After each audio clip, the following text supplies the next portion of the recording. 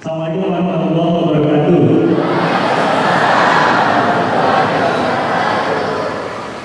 Alhamdulillah, asyhadu an la ilaha illallah wahdahu la syarika lahu wa asyhadu anna Muhammadan abduhu wa rasuluh. Allahumma shalli ala Muhammadin wa ala alihi wa sahbihi ajmain. Alhamdulillah, segala puji dan syukur hanya milik Allah yang atas kudrat serta iradahnya, atas kekuasaannya, atas nikmat dan karunia-Nya. Alhamdulillah kita bisa sama-sama hadir di tempat ini. Suatu kebanggaan yang luar biasa bagi kami, khususnya Ustaz Nurul Misi dan saya pribadi dari tim Rehab Hati Indonesia Jakarta. Alhamdulillah sudah berkesempatan hadir di Makassar ini. Bagi saya pertama kali dan bagi beliau sudah beberapa kali, mungkin yang kelima kalinya mengadakan pelatihan di Makassar ini atau tempat. Dan tujuan kami datang ke tempat ini adalah untuk menyampaikan tentang jejak Al-Quran sebagai syifa, sebagai penyembuhan. Dan kalau konsep Rehab Hati Quran ini adalah penggabungan antara konsep ketauhidan, tazkiyatun nufus dan ruqyah syar'iyah. Jadi dalam konsep kami sesungguhnya bukan hanya ruqyah syar'iyah semata, tetapi perlu diawali dengan sebuah konsep tazkiyatun nufus. Karena itu yang menjadi sebuah fondasi nanti. Selain tauhid tadi sebagai fondasi utama, maka selanjutnya adalah ada proses tazkiyatun nufus. Dan ini akan menjadi sebuah modal yang sangat besar agar Bapak Ibu semua atau kita semua mampu sukses dalam proses ruqyah syar'iyah. Jadi itu konsepnya. Dan alhamdulillah saat ini kurang lebih beliau sudah menyampaikan di berbagai tempat, termasuk beberapa kota di Asia. Pernah ke Hong Kong, pernah ke Singapura, beliau mengisi juga di Malaysia terakhir kemarin. Dan Makassar atau Sulawesi ini menjadi tempat yang mungkin rumah kedua karena beberapa di akhir tahun ini kami atau Ustaz Dai dan tim sudah hampir beberapa kali gitu ya, singgah di Pulau Sulawesi khususnya. Pada prinsipnya kami memberikan pelatihan tadi ya. Setelah pelatihan kami biasanya membuat yang namanya rumah rehab hati. Dan alhamdulillah rumah rehab hati ini menjadi sebuah tempat di mana yang dibutuhkan setelah pelatihan. Kami saat ini di Sumbar, kemudian di Aceh, di Medan, juga di Bogor, di Bandung, dan di pusat sendiri di Bekasi, kami sudah memiliki jaringan rumah rehab hati. Dan di Surabaya juga ada, di Palopo juga insya Allah sudah ada. Dan ini menjadi sebuah tempat di mana Bapak Ibu nanti ke depannya bisa melanjutkan silaturahimnya. Karena saya kira yang terpenting adalah ikatan ukhuwah. Ikatan ukhuwah, silaturahmi yang berkelanjutan dalam rangka menguatkan diri sehingga diri-diri ini menjadi pribadi yang kuat dan tangguh. Dan seperti harapan kami bahwa hadirnya Bapak di sini niatkan bukan mau diruqyah saja, tetapi ingin menjadi peruqyah minimal untuk dirinya sendiri dan nanti untuk keluarganya, gitu ya. Jadi jangan punya pemikiran saya ingin sembuh saja di sini. Tidak seperti itu. Karena ketika niatnya hanya ingin sembuh saja, nanti kalau sudah sembuh mau ngapain? Mau bermaksiat lagi, mau kembali lagi ke kehidupan yang pura-pura misalnya gitu ya. Mau menjalani kenikmatan kesenangan dunia bisa lagi gitu. Jangan seperti itu. Tapi niatkan Bapak Ibu hadir di sini adalah menjadi pejuang, minimal itu. Pejuang untuk dirinya sendiri dan pejuang untuk diri dan keluarga, seperti itu. Karena hakikatnya Bapak Ibu ruqyah syar'iyah adalah kita sedang berperang melawan setan, terutama setan-setan yang ada di diri kita dan sekitar diri kita. Jadi bukan suatu yang berlebihan. Kalau proses atau konsep ruqyah syar'iyah terutama yang kami sampaikan adalah sebuah peperangan antara diri kita dengan setan. Dan itu akan hanya mampu dilewati oleh para pejuang, bukan pecundang, gitu ya. Oleh para pejuang yang mempersiapkan diri sekuat mungkin, mempersiapkan dirinya sehebat mungkin dalam menghadapi musuh-musuh Allah. Mereka goib akan hanya bisa dilawan ketika kita bergantung kepada yang Maha Mu'in. Mereka tidak dapat dilihat, mereka berada di tempat yang kita tidak dapat melihatnya, sedangkan mereka melihat kita. Bagaimana caranya menghadapi musuh seperti itu? Hanya bergantung kepada yang Maha menyaksikan. yang maha melihat, yang maha mendengar. Sehingga kalau Bapak Ibu tidak mempunyai ruh jiwa tersebut, maka lagi-lagi kita akan menjadi orang-orang yang kalah, dikalahkan setan. Padahal Allah sudah menjelaskan tipu daya mereka itu sangat lemah. Mereka adalah musuh yang nyata, tapi ingat bahwa tipu daya mereka sangat lemah. Bagaimana? Siap untuk menjadi pejuang, Bapak Ibu? Sekali lagi, siap untuk menjadi pejuang? Ya, oke. Kita mulai dengan salam tauhid. Allahu Akbar. Ya, sekali lagi salam tauhid. Allahu Akbar. Baik Bapak Ibu, jadi itu ruangnya, sabar, semangat, kemudian matikan alat komunikasi. Terima kasih atas perhatiannya. Jazakumullah khairan. Billahi bisabil haq. Assalamualaikum warahmatullahi wabarakatuh. Selanjutnya Ustazah akan menyampaikan tentang rehabilitasi ruqyah syariah. Jazakallah.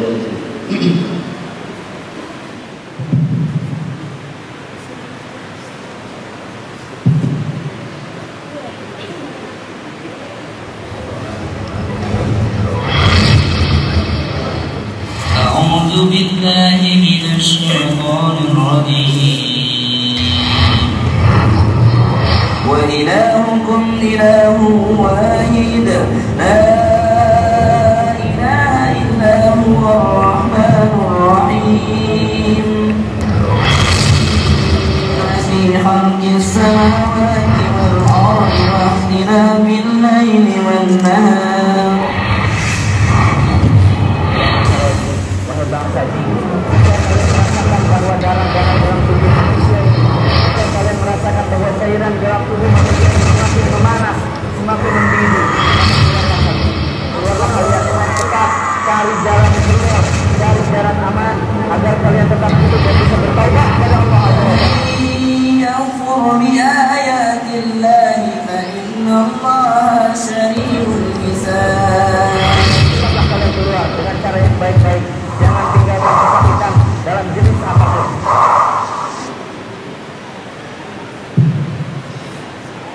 A'udzubillahi minasyaitonir rajim.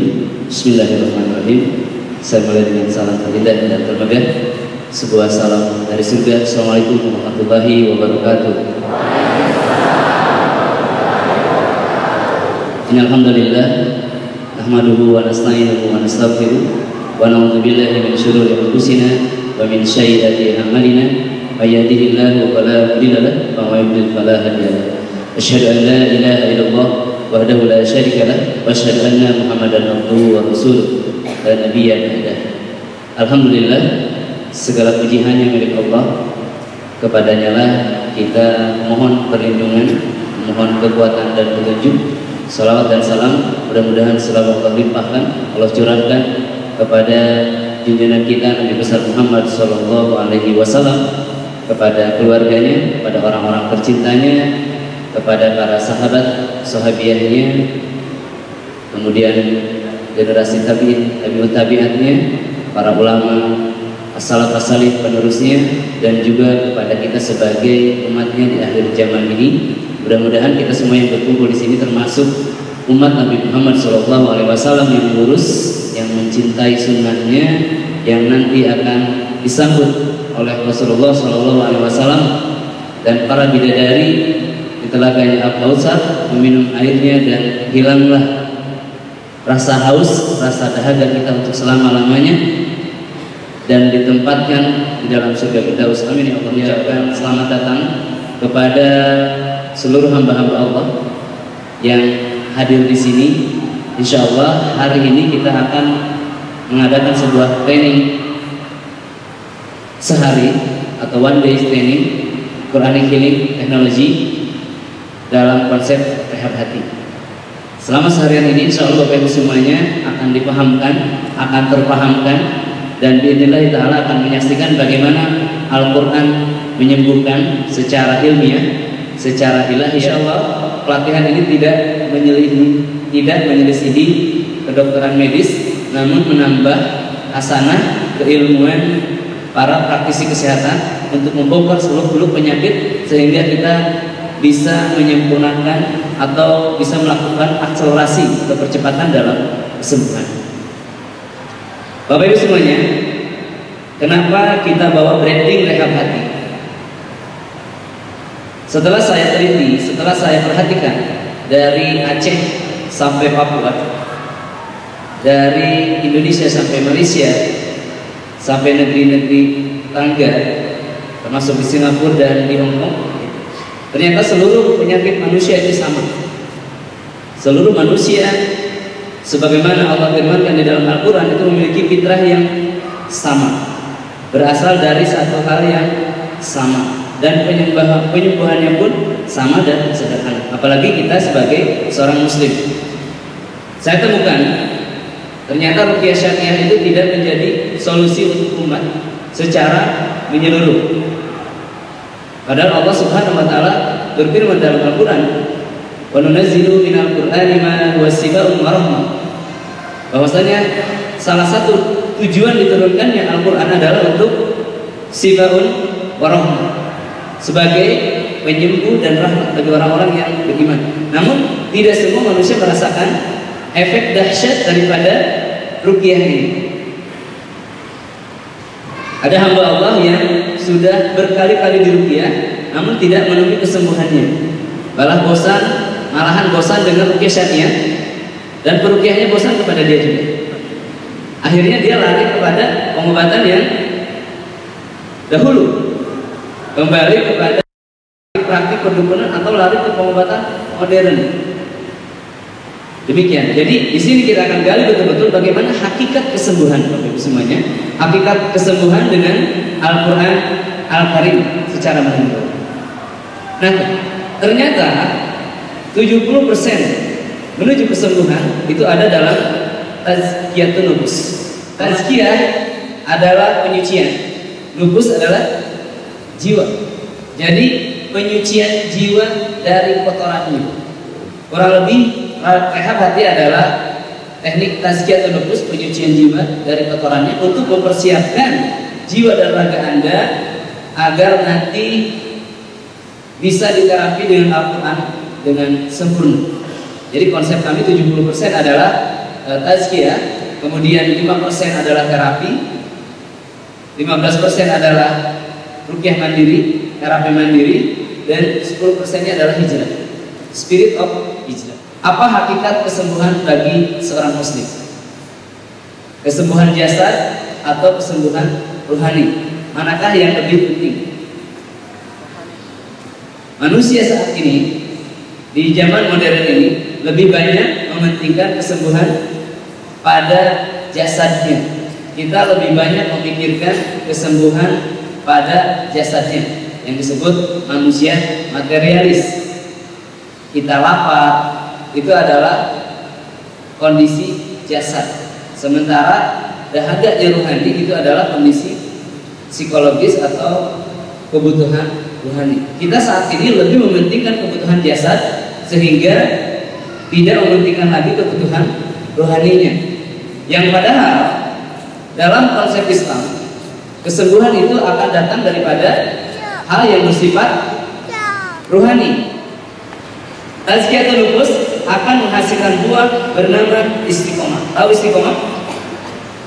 Istiqomah adalah kondisi kolbu yang konsisten lurus berjalan menuju Allah Azza wa Jalla. Ada yang sedang futur hari ini, ada yang sedang turun semangatnya, ya. Itu adalah cerminan rusaknya akidah atau cerminan jiwa yang terbebani dengan beban-beban dosa atau kotorannya. Bapak Ibu semuanya, kenapa tazkiyatun nufus ini menduduki porsi 70% dalam konsep rehab hati atau penyembuhan dengan Al-Quran ini? Ketika Al-Quran dibacakan kepada penyakit, maka sudah terbukti secara ilmiah penyakit itu akan hancur.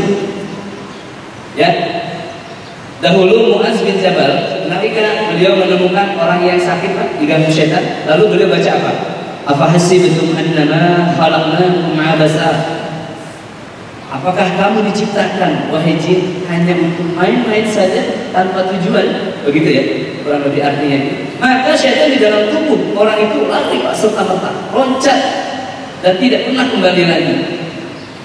Lalu para sahabat yang menyaksikan bertanya kepada Rasulullah SAW, ya Rasul, apakah benar, apakah boleh Al-Quran dibacakan kepada orang yang diracun syaitan lalu syaitannya lari? Apa jawab Rasulullah? Seandainya Muaz membacakan ayat daripada sebuah gunung, maka gunung itu akan musnah. Lalu Rasulullah SAW membacakan sebuah ayat di dalam Al-Quran, "Lau anzalna hadzal Qur'an 'ala zabarin la ra'aitahu khashi'an mutasaddian min khasyatillah." Seandainya Al-Quran ini turun pada sebuah gunung. Sebentar. Ya, Bapak Ibu mendengar ya. Setan sudah mulai gelisah. Ya, jangan ditanggapi, dibiarkan saja karena itu mengganggu fokus Anda. Jangan ditanggapi, disadarkan saja. Disadarkan ya. Oke, biasa hal biasa. Jangan ditanggapi. Bapak Ibu, saya lanjutkan. Boleh saya lanjut tidak? Saya lanjutkan. Ya, itu dia. Agar mereka minta. Panitia tolong diamankan, dibawa keluar saja atau disadarkan. Ya. Ketika Al-Quran ini dibacakan pada gunung atau diturunkan pada gunung, maka gunung itu akan tunduk terpecah belah karena takut pada Allah. Bayangkan, bagaimana Al-Quran dibacakan pada penyakit, Pak? Tidak ada kekuatan apa-apa pada penyakit, kecuali ada penghalang. Apa penghalangnya? Penghalangnya adalah kotoran-kotoran jiwa yang menimbun jiwa itu dari fitrahnya. Di dalam jiwa manusia ada fitrah. Fitrah adalah kecenderungan yang Allah Azza wa Jalla tiupkan pada setiap manusia. Bapak Ibu semua mau tahu nggak apa penghalangnya? Pertama saya berangkat dari sebuah firman Allah dalam Al-Quran. Wa idza qara'tal Qur'an ja'alna bainaka wa bainal ladzina la yu'minuna bil akhirah hijaban mastura. Ketika Al-Quran dibacakan kepada orang-orang yang belum beriman kepada kehidupan akhirat, maka Allah akan buatkan hijaban mastur. Apa itu hijaban mastur? Dinding yang tidak terlihat. Surah Al-Isra ayat 4 ini. Wa idza qara'tal Qur'an ja'alna bainaka wa bainal ladzina la yu'minuna bil akhirah hijaban mastur. Ketika Al-Quran dibacakan kepada seseorang yang belum beriman kepada kehidupan akhirat, maka Allah akan buatkan apa? Hijaban mastur. Misalkan Bapak Ibu semuanya, saya bacakan Al-Quran kepada seluruh audiens di sini dengan tujuan mengobati, ingin menyembuhkan, mengangkat seluruh kegalauan, kegelisahan, ketakutan, penyakit di dalam jiwa raga Bapak Ibu semua. Kalau Bapak Ibu wajahnya masih menghadap kepada dunia, maka apa yang terjadi? Allah akan sumbar telinga kita. Itu maksudnya. Allah akan tutup, tidak terdengar. Yang padahal kulit-kulit saja mendengar. Seluruh makhluk bertasbih. Ini Allah sumbat jiwa kita karena apa? Hijaban mastur. Apa teman-teman hijaban mastur di sini? Ada 5. Ada 5 hal yang bisa menutupi, yang bisa menjadi penghijab antara kita dengan Al-Quran, antara kita dengan Allah Subhanahu wa Ta'ala, atau masuknya Al-Quran ke dalam tubuh kita. Yang pertama adalah syirik. Syirik adalah kondisi qalbu yang mendua. Dia mencintai Allah juga mencintai makhluk. Namun cintanya kepada makhluk sama dengan cintanya kepada Allah, atau bahkan melebihi. Misalkan Bapak yang sudah punya istri ya, yang sudah punya istri, alhamdulillah ya. Ada yang belum punya istri? Ada ya. Itu salah satu ciri gangguan. Yang sudah punya istri, alhamdulillah ya.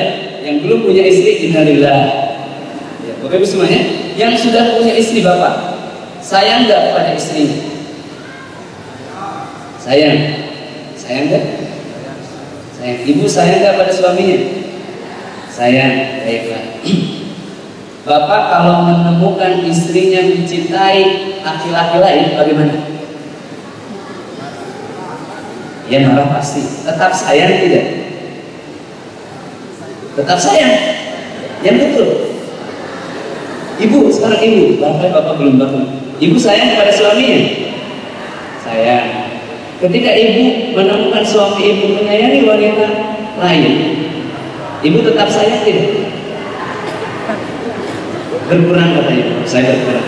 Ibu mau suaminya berdua nanti? Enggak. Baik. Saya tanya bapak sekali lagi. Kalau istri bapak mencintai laki-laki lain, bagaimana rasanya Pak? Sakitnya itu, gitu ya. Nah itu bapak ibu semuanya. Nah ini dia. Jadi syirik adalah kondisi kolbu yang mendua. Teman-teman, syirik dibagi dua. Syirkul akbar dan syirkul asghar. Ini jangan hanya mengangguk-angguk, ini dicatat baik-baik. Syirik karena ini adalah rahasia atau kode-kode bagaimana Al-Quran yang termasuk menyebutkan baik Anda atau keluarga Anda, gitu ya. Yang pertama, syirkul akbar adalah syirik yang besar.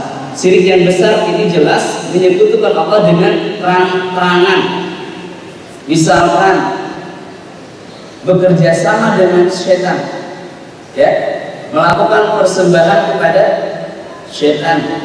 Nah ini dia. Ini adalah syirik yang besar, terang-terangan, memohon, memuja setan, minta harta kepada setan. Ini kan syirik yang terang-terangan, ya. Baik. Yang kedua ada syirik yang kecil. Ya, syirik yang kecil. Bahaya mana, syirik yang besar atau syirik yang kecil? Bahaya syirik yang kecil. Karena syirik yang besar terlihat. Ya. Kata Rasulullah SAW, yang aku takutkan di akhir zaman nanti bukanlah Al-Masih Dajjal, bukanlah Dajjal, tetapi syirku syagira. Apa ya Rasulullah syirku syagira? Seseorang berdiri memperbaiki sholatnya karena ingin dilihat temannya. Syirku syagira, syirik yang kecil, halus. Ini syirik kecil yang pertama, Bapak Ibu sekalian, syirku syagira. Ada syirik kecil yang kedua. Syirik kecil yang kedua itu adalah syirku ta'at. Syirik dalam ketaatan. Kita taat kepada Allah, tapi taat juga kepada manusia, bahkan sama atau melebihi. Ya, syirku ta'at. Baik Bapak Ibu semuanya. Yang ketiga ada syirku khauf. Tahu syirku khauf? Tahu khauf apa? Takut. Kita lebih takut kepada makhluk daripada kepada Allah. Itu yang akan menjadi pintu masuk setan ini, ya. Ini baru yang pertama dan ini cabang kedua dari kelima. Baik, syirku khauf. Bapak Ibu semuanya pulang dari sini, insya Allah saya ingin menghancurkan syirku khauf ini, ingin menghilangkan ketakutan di dalam jiwa Bapak Ibu semuanya. Karena ini rumah-rumah setan. Baik, sekarang di ruangan ini ada yang masih takut sama setan atau tidak? Tidak. Coba saya ingin angkat tangan yang takut sama setan. Artinya semua tidak takut ya. Hanya beberapa yang jujur ya. Baik, Bapak Ibu semuanya bayangkan malam ini di sini, ya, di sini. Bayangkan malam ini di sini, Bapak Ibu sendirian dan mati lampu. Ibu terbangun lihat sudah jam 2 ternyata semua sudah pulang. Oh iya saya harus jaga di sini. Ingat belum sholat isya. Apa yang harus dilakukan? Oh iya toiletnya di belakang, tapi mati lampu. Angin sepoi-sepoi. Ya. Dan ada bunyi di atas sana, srek, seperti ada orang turun tangga ya. Baik. Akhirnya ibu memberanikan diri bangun, ya, bangun mengendap-endap, buka pintu, masuk ke toilet. Ternyata di dalam sudah ada. Wajahnya putih, rambutnya putih, matanya merah, dan tersenyum. Bagaimana reaksi Bapak Ibu? Nah, sepakat semuanya lari. Artinya masih takut. Ayo, syirku khauf. Bapak Ibu semuanya, syirku khauf, takut kepada bangsa jin. Nauzubillah. Padahal makhluk jin ini kecil. Betul? Kecil apa besar jin ini? Kecil sekali sehingga tidak terlihat. Bahkan mereka tidak punya jasad. Betul kan? Kita ini punya jasad. Kita terdiri dari ruh dan jasad. Mereka hanya ruh. Jasadnya ada tapi tidak tahu bagaimana bentuknya. Tapi sangat kecil sekali. Itu saja. Bapak Ibu semuanya, ini adalah ketidaknormalan yang harus dihancurkan. Betul kan? Syirku khauf. Yang keberapa itu? Yang ketiga. Mau tahu bagaimana menghancurkannya? Dengan memahami Bapak Ibu semuanya, setidaknya dengan memahami saja ada kaidah di dalam Al-Quran, ya. Inna kaida syaitani kana dhaifan. Sesungguhnya tipu daya syaitan itu adalah lemah. Jadi bagaimana kalau ada orang kerasukan setan, dibacakan Al-Quran, malah setannya ketawa. Bapak baca 1 jam, Bapak baca sambil nangis-nangis, kemudian Bapak buka mata aja, gak mempan. Bagaimana itu Bapak Ibu semuanya? Di Palopo 2 hari 2 malam Bapak, ya barangkali ada teman-teman dari Palopo hadir di sini juga ya. 2 hari 2 malam kita tazkiyah tunubus dan ruqyah 4 kali. Di malam puncaknya Masya Allah lebih dari 20 serangan menyerang, mau merobek-robek baju saya. Alhamdulillah bingung. Artinya apa? Yang kuat setannya atau maksiat manusianya? Setannya lemah Pak. Hanya dia mencengkram pada sesuatu yang kokoh di dalam kolbunya. Ustaz, kenapa saya sudah berjubah, saya sudah sholat, dosa apa saya ini?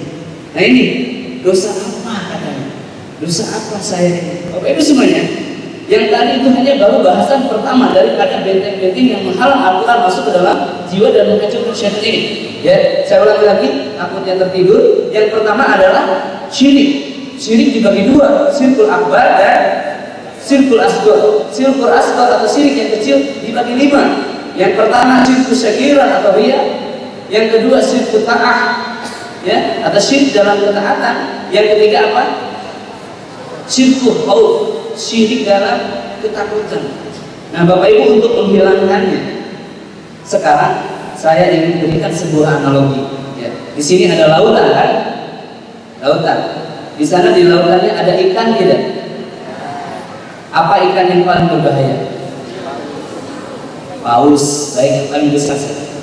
Kalau ada orang besar di mana? Di Makassar ini, orang yang paling besar Pak, terjun ke laut bertempur dengan ikan paus, siapa yang menang kira-kira? Paus. Baik. Kenapa menang ikan paus ini? Tempatnya betul. Kan karena badannya bukan.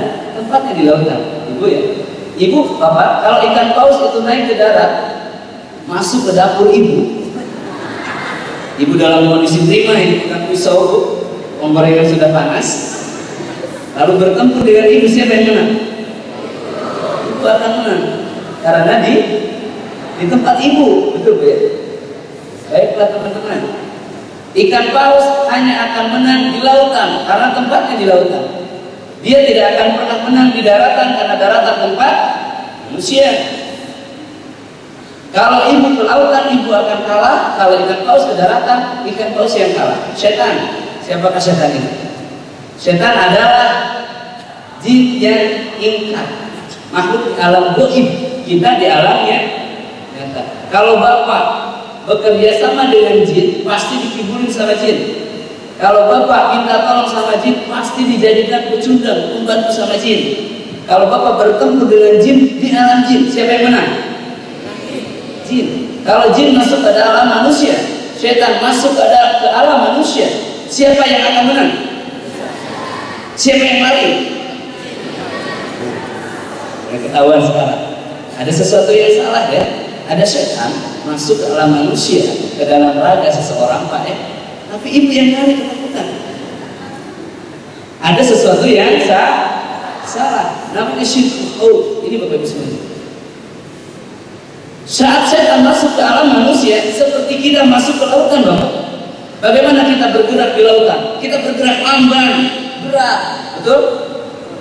Ya, lamban dan berat dan tidak mampu berlama-lama. Ada yang ingin bangun rumah di tengah lautan enggak? Enggak ada ya. Di Makassar tidak ada. Kecuali di Roro Kidul. Tidak ada manusia yang ingin bangun rumah di tengah laut Pak. Ada ikan paus yang melamar beli tanah di Makassar? Tidak ada. Itu hanya kesasar saja. Nah, setan yang masuk ke alam manusia Bapak Ibu semuanya. Ketika setan masuk ke alam manusia, itu saat yang paling tepat untuk menghinakan dia. Saat yang paling tepat untuk menghinakan dia. Makanya Rasulullah mudahi. Begitu. Salah satu teknik mengobati orang yang kerasukan setan adalah diludahi wajahnya. mulutnya, tapi dalam kondisi kerasukan ya. Jangan katakan naik, meruqyah itu ludahi wajahnya, langsung ludahi saja, nanti akan nyemprot balik. Ya, ada teknik nanti akan kita belajar. Baik teman-teman, jadi begitu hakikat setan untuk memusnahkan ketakutan di dalam jiwa kita. Nah ini harus dirubah. Jangan sama pocong takut. Padahal tidak pernah ada ceritanya pocong nongkrong di alam manusia berlama-lama berjam-jam. Tidak ada cerita. Hanya sekilas-sekilas. Ya teman-teman. Baik. Yang berikutnya apa? Syirik doa. Syirik dalam ibadah. Syirik dalam berdoa. Syirik dalam berharap. Pak Ustaz, saya berharap sekali sama Pak Ustaz ini. Tidak ada yang lain di Makassar ini Pak Ustaz. Ibu saya sakit 30 tahun. Pak Ustaz ini hebat sekali. Saya yakin Pak Ustaz bisa menyembuhkan. Sembuhkan ibu saya. Nah, ini syirik dalam berharap. Berharap kepada manusia. Padahal yang menyembuhkan adalah Allah Azza wa Jalla. Rasulullah SAW pernah mengomentari seorang tabib. Anta rafiq wallahu tabib. Kamu itu hanya rafiq. Rafiq itu teman. Allah lah yang menyembuhkan. Jadi Rocky ini Bapak Ibu seperti ruqyah ini hanya menemani Bapak Ibu menuju kesembuhan. Makanya harus paham konsepnya. Baik ya, insya Allah ya. Baik, tadi satu setan sudah tertembak di belakang. Sudah kabur. Bapak Ibu jaga-jaga. Baik, yang berikutnya Pak. Tadi syirik apa? Syirik doa. Bagaimana contohnya? Contohnya ini agak berat saya menyampaikannya, tapi Bapak Ibu harus menerimanya. Kalau salah dibetulkan. Apa namanya? Diri. Syirik doa, misalkan ibu tengah malam begini, ya Rahman, ya Rahman, ya Rahman, ya Rahman, ya Rahman, ya Rahman, ya Rahman, ya Rahman, 10.000 kali setiap malam Jumat dengan tujuan dapat kekayaan. Atas suruhan Mbah Dukun di gunung apa misalnya. Itu namanya syirik doa, syirik dalam berdoa, salah dalam beribadah yang tidak pernah dicontohkan Rasul. Misalkan ibu ingin kebal, puasa mungkin 21 hari, hanya minum, bukanya hanya minum air dan garam dan cabai, tidak boleh melihat cahaya, nanti akan kebal. Terus malamnya wiridkan ini dan ini sekian ribu. Itu namanya syirik doa. Kita akan bahas nanti tentang ini, syirik dalam berdoa. Ya teman-teman, sudah ada 4. Yang pertama syirik apa? Syirik kesyirikan, syirik ta'ah, syirik haud, syirik doa. Ingat syirik doa ini bisa sampai syirik akbar. Ya, kalau sebesar-besar. Yang berikutnya yang terakhir syirkul mahabbah. Kalau Anda terlepas daripada yang 4 ini, maka hati-hati dengan syirkul mahabbah. Syirkul mahabbah adalah kondisi qalbu kita yang mencintai dunia ini lebih daripada akhirat. Itu akan betul-betul seperti firman Allah tadi, ijaban mastur. Allah akan buatkan dinding. Katakan hikmah tadi, kalau mau sembuh saja disembuh, ngapain memaksiat tadi? Akan begitu Bapak Ibu semuanya. Kami tidak hanya menyembuhkan atas izin Allah Ta'ala tentunya, tapi berubah, ingin mengubah kehidupan kita semuanya agar kita bisa tenang jiwa. Baik, yang terakhir teman-teman, yang kelima adalah syirkul mahabbah. Apa saja syirik mahabbah? Allah Subhanahu wa taala berfirman di dalam Al-Qur'an, ya. Surah At-Taubah ayat 24. Qul in kana aba'ukum wa abna'ukum wa ikhwanukum wa azwajukum wa ashiratukum wa amwalun iqtarabtuha takhshawna kasadaha wa masakin tardawnaha أحب إليكم من الله ورسوله وجهاد في سبيله فتربصوا حتى يأتي الله بأمره والله لا يهدي القوم الفاسقين. Katakanlah ketika ayah-ayah kamu, abaukum, artinya ayah dan ibu kamu, orang tua kamu, wa abnaukum, siapa? Anak-anak kamu, wa ikhwanukum, saudara-saudari yang kamu cintai, wa azwajukum, pasangan kamu, bukan pacar ya, pasangan ini suami atau istri kamu, ya. Kemudian apa lagi? Wa ashiratukum, keluarga kamu. Terus wa amwalun tarakumuha tasawna kasadaha wa masyakin. Pekerjaan yang kamu cintai, perniagaan yang kamu khawatiri kerugiannya, dan rumah-rumah yang kamu cintai. Ahabba ilaikum minallahi wa rasulihi wa jihadin fi sabilihi. Lebih kamu cintai daripada Allah, Rasulnya, dan jihad di jalannya. Fatarabbasu hatta ya'ti Allahu bi amri. Maka tunggulah hingga aku menurunkan ketetapanku. Wallahu la yahdil qaumal fasikin. Dan aku tidak suka kepada orang-orang yang fasik. Orang fasik ini orang kafir atau orang Islam? Orang Islam. Orang yang sudah tahu namun tidak mau tahu. Begitu teman-teman. Fasik ya. Jangan sampai kita tergolong orang yang fasik. Karena kepada orang yang fasik Al-Quran tidak akan masuk. Tidak akan menyembuhkan dia. Teman-teman demikian ya. Ini baru yang pertama apa sih? Syirik. Syirik ini bagaikan baja. Baja Bapak Ibu semuanya. Baja yang menghalang Al-Quran daripada kolbunya. Ketika saya tembakan, ketika Ruqyah menembakkan Al-Quran, terapis menembakkan Al-Quran, di sini ada kesyirikan, maka akan terpantul seakan membacakan kepada tembok. Syirik, ingat ya, ada yang zahir, ada yang batin. Syirik yang zahir adalah syirik-syirik yang terlihat, penyembahan, ritual menyembelih untuk syaitan, memiliki jimat, jimat yang kuno dan jimat yang modern. Jimat-jimat yang kuno yang lama ini seperti apa? Keris-keris, pusaka keturunan, jelas sekali Bapak Ibu semuanya. Tidak mistis hal ini tapi benar adanya. Pusaka-pusaka keturunan, ya kalau di Jawa ada keris, ya itu yang dianggap memiliki kekuatan. Cincin yang dianggap memiliki kekuatan. Sabuk karomah yang dianggap memiliki kekuatan. Rompi jimat yang dinilai nanti kebal, itu jelas. Kalau menterapi seseorang, lalu di dalamnya ada yang demikian, maka seperti seakan kita membacakan Al-Quran kepada tembok, akan terpental, tidak akan masuk. Baik, itu yang pertama ya. Mohon maaf yang tersinggung, karena saya sengaja menyinggung. Jadi yang pertama ini apa namanya? Syirik. Yang kedua Bapak Ibu semuanya adalah ritual bid'ah. Bid'ah ini adalah sesuatu yang menyelisihi sunnah Nabi. Jadi kita beribadah tidak mencontoh kepada Rasul, menganggap Rasul belum beres menyampaikan risalah atau nggak becus menyampaikan risalah, sehingga dia menambah melakukan ibadah yang tidak pernah dicontohkan Nabi. Ini namanya bid'ah.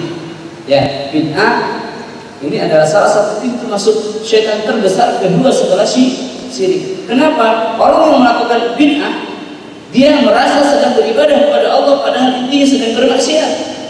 Kenapa bermaksiat? Menganggap Rasul tidak selesai menyampaikan risalahnya, tidak melakukan yang sunnah, tapi melakukan hal baru dalam beribadah. Sekali lagi dalam beribadah, dalam rangka ketaatan kepada Allah. Ruqyah ini bukan ibadah ya. Ruqyah masuk dalam konsep muamalah. Tib atau ruqyah ini masuk dalam bab muamalah, bukan dalam bab akidah atau ibadah. Jadi tidak ada bid'ah dalam pengobatan teman-teman. Misalkan kamu disuntik itu tidak, Rasulullah tidak menyuntik, tidak ada. Kalau ruqyah pengobatan itu masuk ke dalam bab muamalah. Baik teman-teman, saya lanjutkan ya. Ibnu Jauzi dalam bukunya, beliau menulis dalam buku Talbisul Iblis atau tipu daya iblis, ada 560 tipu daya iblis kepada manusia, dan yang kedua setelah syirik adalah bid'ah. Baik teman-teman, yang ketiga adalah hasad. Tahu hasad? Penyakit kolbu kita ya. Penyakit kolbu kita adalah hasad. Ini yang harus dibersihkan sebelum diterapi. Apa saja di dalamnya? Iri, dengki, dendam, termasuk takut, kecewa, marah. Tadi malam saya meruqyah panitia ya, panitianya saya ruqyah, alhamdulillah lebih dari 40 di panitia. Kalau di Jakarta di rumah rehab 40 itu peserta, ini panitia 40 luar biasa. Ya. Alhamdulillah ada 2 yang bereaksi total. Ada ruqyah ekspres 15 menit ya. Lihat, 15 menit. Dan setelah ruqyah ekspres ini ada 2 yang bersisa tidak bangun-bangun. Ya, satu ahwat, satu ikhwan. Nah, yang ahwat ini saya coba sadarkan dan alhamdulillah sadar ya. Ditanya ada marah enggak hari ini? Beliau jawab, iya. Mau nggak kamu maafkan dia? Tapi Ustaz tidak ada tapi. Mau sembuh atau mau sembuh dengan memaafkan dia atau saya tinggal? Iya Ustaz. Coba saya bimbing. Saya bimbing, beliau ucapkan Bismillah. Beliau ucapkan Bismillah. Ya Allah, saya maafkan dia sekarang karena saya ingin mendapatkan ampunan dari maaf dari. Ketika dia mengucapkan Bismillah dan saya maafkan kamu, dia muntah. Wallahi, teman-teman panitia adalah saksi. Muntah dan sadar. Jadi setannya mau keluar namun terhalang terkait sama marah. Ini baru marah Pak. Bagaimana kalau dendam? Wah, dendam sepanjang jalan kenangan Pak. Tidak akan saya maafkan kamu seumur hidup saya sampai hari kiamat. Akan saya tuntut kamu di hari hisab. Bagaimana Pak? Itu rumah setan. Dendam, rumah setan satu. Jadi setan itu ada rumah Bu. Yang kedua kecewa, 2 rumah. Yang ketiga apa? Misalkan ibu iri, ya. Ada lagi macam-macam. Wah, di sini bergejolak. Itu rumah setan. Setan betah di situ, setan senang di situ. Itu adalah hasad. Ada yang tidak mau memaafkan. Tidak mau memaafkan. Ada yang katanya saya marah karena Allah. Bagaimana marah karena Allah? Itu tertipu setan. Ya, tertipu setan. Baik teman-teman begitu ya. Ini dia. Ini adalah kotoran-kotoran roh yang harus dibersihkan. Yang ketiga adalah hasad. Nanti saya gambarkan bagaimana memaafkan dengan sempurna caranya Bapak Ibu semuanya. Nanti akan saya gambarkan insyaallah kalau waktunya cukup. Baik. Yang berikutnya, yang keberapa ini? Yang keempat, yang harus dibersihkan dari jiwa manusia. Ya. Yang pertama syirik, yang kedua ritual bid'ah, ya, dan seluruh kawan-kawannya. Ya. Yang ketiga adalah hasad, ya. Yang keempat adalah dosa dan kemaksiatan yang dulu kita lakukan, yang masih kita lakukan, dan yang akan kita lakukan di masa depan. Dosa itu ada 3. Dosa masa lalu, dosa saat ini, dan dosa masa depan. Masya Allah Bapak Ibu semuanya. Seorang muslim, seorang muslimah bisa mengisi 3 masa dalam satu hari.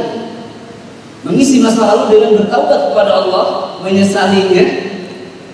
Mengisi hari ini dengan bersungguh-sungguh beribadah kepada Allah, dan mengisi masa depan dengan bertekad untuk membenci kemaksiatan dan tidak pernah melakukannya lagi. Itu orang-orang yang ingin hijrah, yang nanti Allah akan bantu penyembuhannya. Kadang-kadang kan Pak, saya tahu acara ini maksiat tapi sedikit. Kemudian hari ini hari ini saya masih pacaran, masa saya putusin. Dan besok bagaimana? Ya besok saya akan pacaran juga sampai nikah. Nikahnya kapan? Ada yang pacaran 8 tahun Pak. Kata Pak Iklan kayak kredit mobil nggak beres-beres. Ini adalah salah satu ciri orang yang diganggu syaitan atau dikuasai syaitan. Bapak Ibu semuanya. Atau ini pintu masuk syaitan. Alhamdulillah. Ketika sudah mapan segeralah menikah.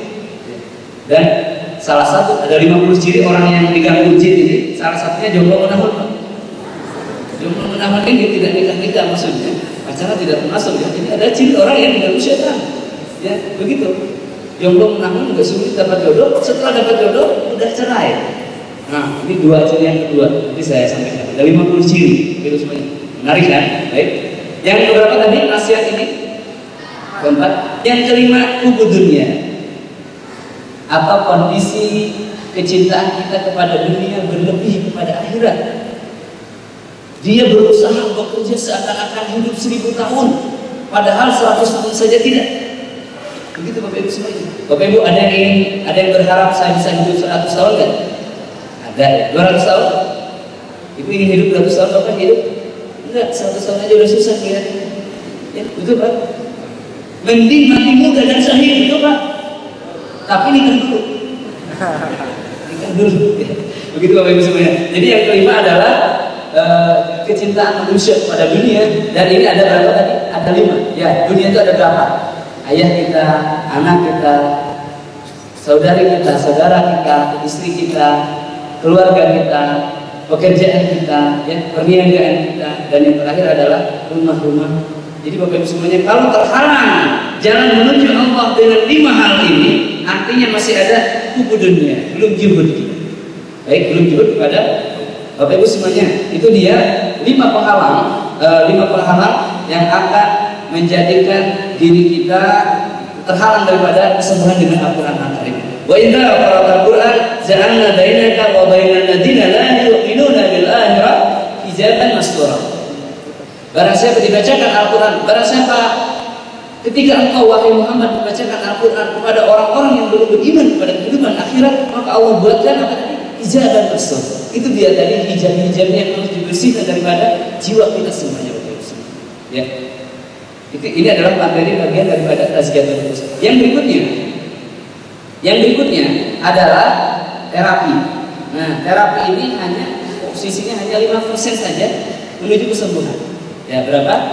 5%. 70% adalah tazkiyah nafs, kemudian 15% ruqyah mandiri di rumah. Jadi setelah diterapi Bapak Ibu semuanya, ibu tahu oh iya di dalam diriku ini ada syaitan yang selama ini yang membuat saya marah, yang membuat jiwaku tidak tenang.